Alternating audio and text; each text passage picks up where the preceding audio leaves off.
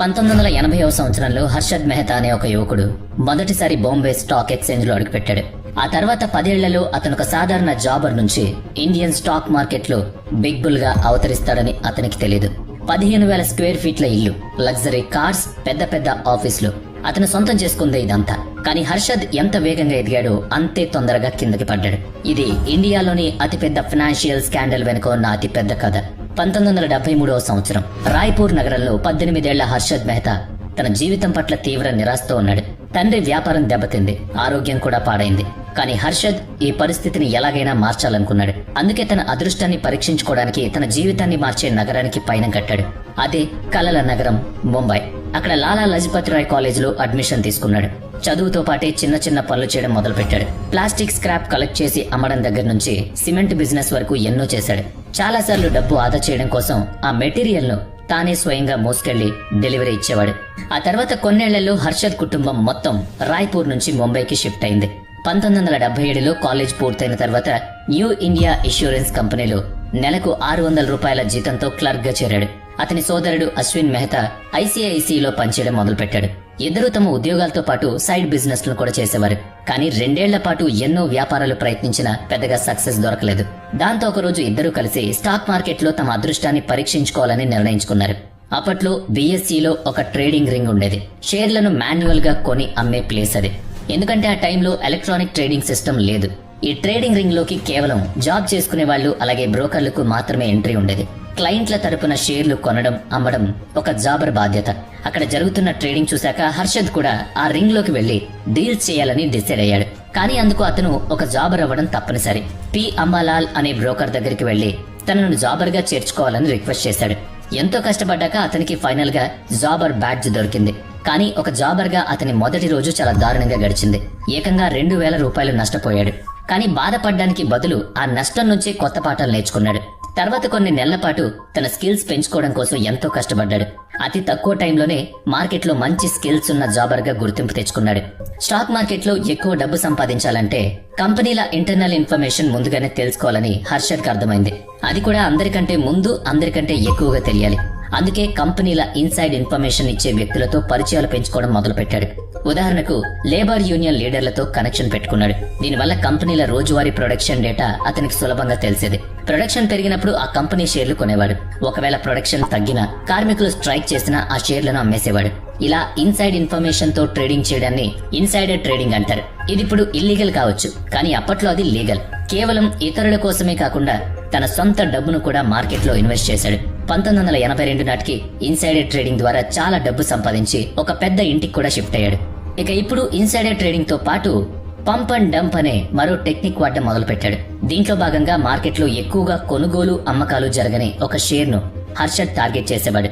తన సహోద్యోగులతో కలిసి అతి తక్కువ టైంలో ఆ షేర్లను భారీగా కొనేవాడు. అప్పుడు మార్కెట్ లో ఆ షేర్ల సప్లై తగ్గిపోయి ధరలు అమాంతం పెరిగిపోయేవి. ఆ వెంటనే తన దగ్గర ఉన్న షేర్లను కొంతమేర అమ్మేసి భారీగా లాభాలు సంపాదించేవాడు. హర్షద్ వాడిన ఈ కొత్త స్ట్రాటజీల వల్ల అతని లాభాలు కంటిన్యూగా మారుతూనే వచ్చాయి. మార్కెట్ లో తన్ని ఎవరూ బెయిట్ చేయలేరు అని అతనికి అనిపించడం మొదలైంది. కానీ అప్పుడే హర్షద్ ను పూర్తిగా నాశనం చేసే ఒక సంఘటన జరిగింది. అదే బ్లాక్ థర్స్డే. 1982 మార్చి 18వ తేదీన స్టాక్ మార్కెట్ మామూలుగానే మొదలైంది. కానీ మధ్యాహ్నం 2 గంటల ప్రాంతంలో మార్కెట్ అకస్మాత్తుగా క్రాష్ అవడం స్టార్ట్ చేసింది. అది చూసి భయంతో అందరూ తమ షేర్లను పానిక్ సెల్లింగ్ చేయడం మొదలుపెట్టారు. కేవలం 15 నిమిషాల్లోనే మార్కెట్ ఆ శతాబ్దంలోనే అత్యంత వేగంగా పడిపోయింది. ఆ దెబ్బతో హర్షద్ కు 10 లక్షల రూపాయల నష్టం వచ్చి పూర్తిగా రోడ్డును పడ్డాడు. బ్రోకర్లకు డబ్బులు కట్టడం కోసం హర్షద్ తన భార్య నగలు కూడా తాకట్టు పెట్టాల్సి వచ్చింది. తర్వాత కొన్ని నెలల పాటు అశ్విని భార్య ఇంటి ఖర్చులన్నీ భరించింది. ఆమె ఒక ఫ్రీలాన్స్ బ్యూటీషియన్ గా పనిచేసేది. కానీ 1982 జూన్ నెలలో హర్షద్, అశ్విన్ ఇద్దరు మళ్లీ మార్కెట్ లోకి ఎంటర్ అవ్వాలని డిసైడ్ అయ్యారు. ఈసారి వాళ్ల సొంత స్టాక్ బ్రోకర్ ఫర్మ్ ఓపెన్ చేశారు. జనాలకు స్టాక్ మార్కెట్ కన్సల్టెన్సీ ఇవ్వాల్సిన ప్లాన్ చేశారు. ఇలా ఒక చిన్న ఆఫీస్ తో వాళ్ళు మొదలుపెట్టిన ఆ కంపెనీ పేరే గ్రోమోర్ కన్సల్టెంట్స్. గ్రోమోర్ కన్సల్టెంట్స్ ప్రధాన ఉద్దేశం డబ్బున్న వాళ్లకు పోర్ట్ఫోలియో మేనేజ్మెంట్ సర్వీస్ అందించడం. వాళ్ళ దగ్గర ఉన్న అదనపు డబ్బును స్టాక్ మార్కెట్ లో ఇన్వెస్ట్ చేసి వాళ్లకు భారీ రిటర్న్స్ తీసుకురావడమే వీళ్ల పని. అశ్విన్ మామగారు 4 లక్షల రూపాయలు ఇవ్వగా ఒక సీఏ దగ్గర మరో 1,00,000 రూపాయలు తీసుకున్నారు. అలా గ్రోమోర్ కన్సల్టెంట్స్ వ్యాపారం మొదలైంది.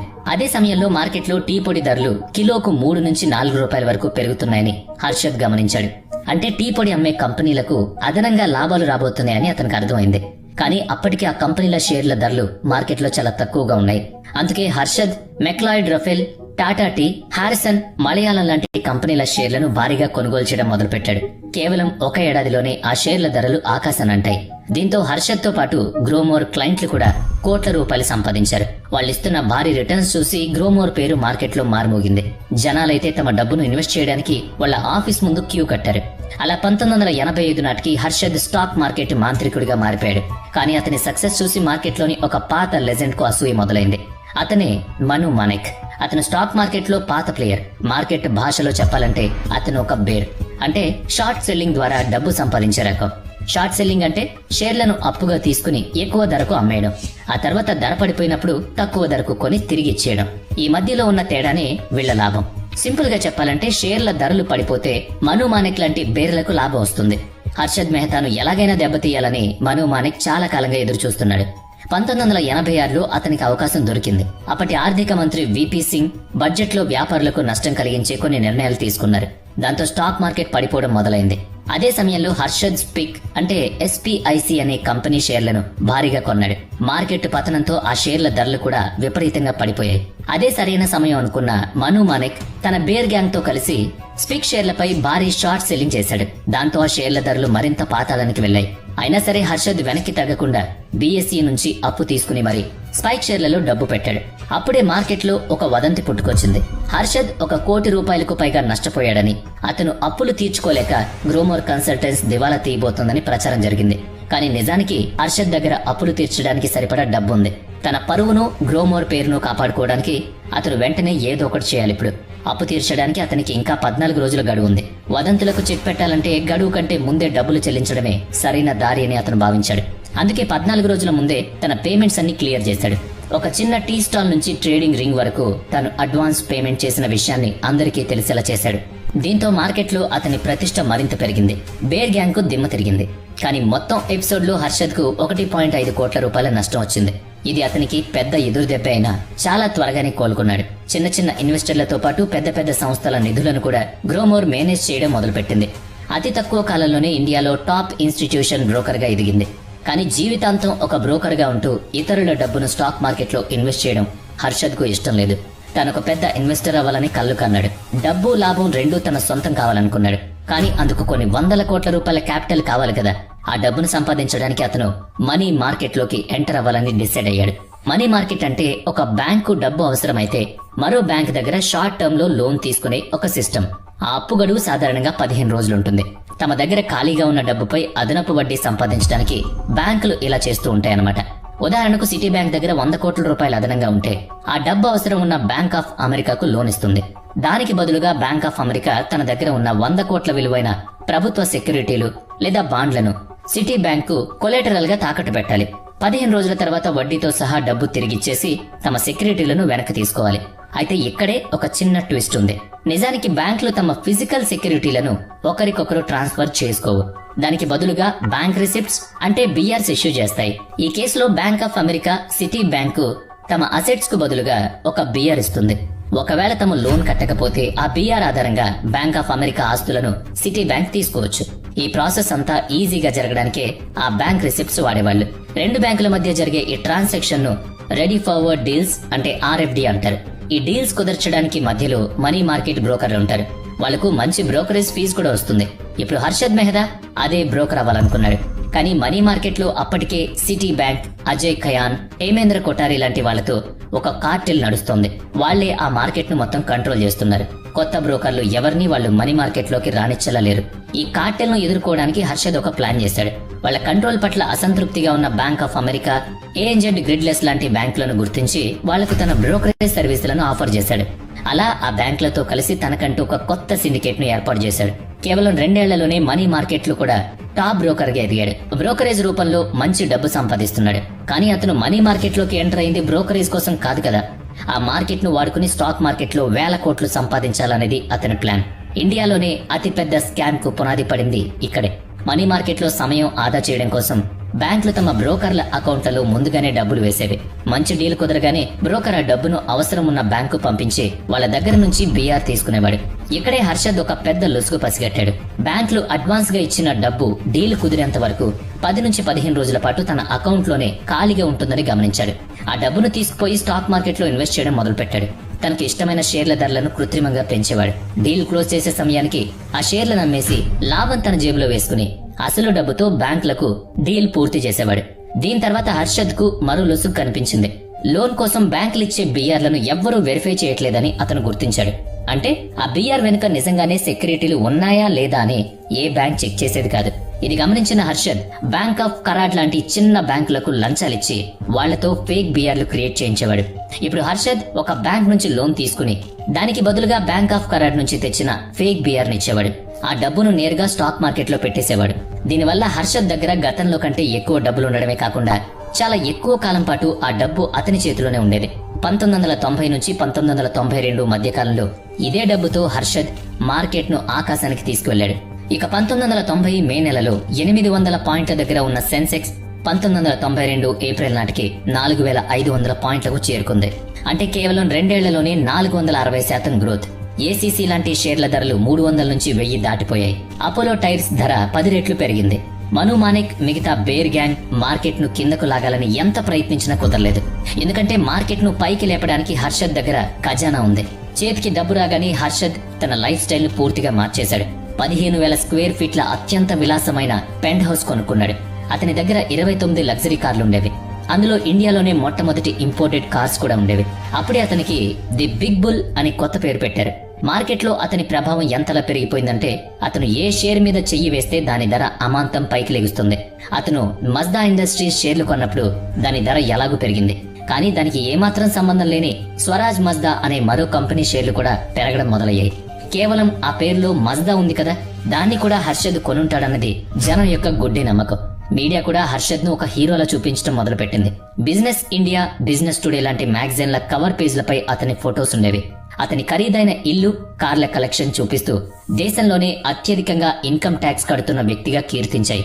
కానీ ఆ డబ్బు, సక్సెస్ అతని తలకెక్కిపోయాయి. అతను తాను ఒక దేవుళ్లా ఫీల్ అవడం మొదలుపెట్టాడు.